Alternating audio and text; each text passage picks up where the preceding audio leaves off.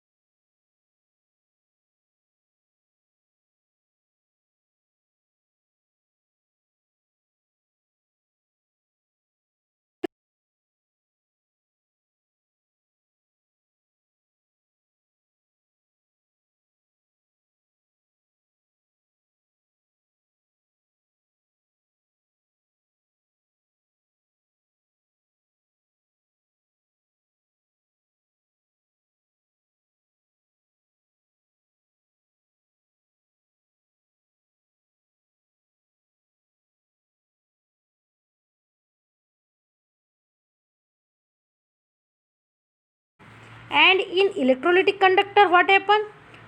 With increasing temperature, resistance decreases and conductivity increases. That means in electrolytic conductor that there is a direct relation between temperature and conductivity. With increasing temperature, conductivity increases.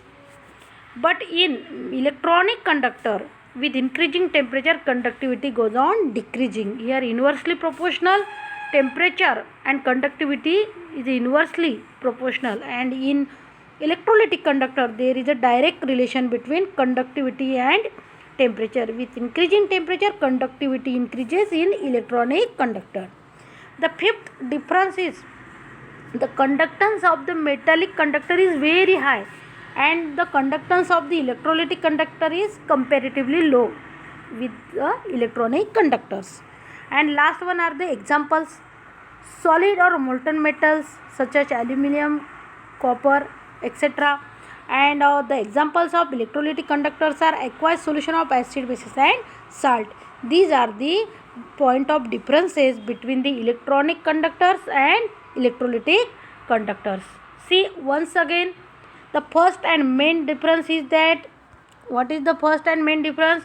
The direct flow of electron occur in electronic conductor. Direct flow of electron occur in electronic conductor. Here the transfer of electron takes place via migration of ions, cations or anions. Next one is the conduction does not involve the transfer of matter in electronic conductors, and in electrolytic conductor the transfer of matter occurs. Third one is no chemical change involved during the electronic conduction of via electronic conductors, but in electrolytic conductors chemical changes are involved.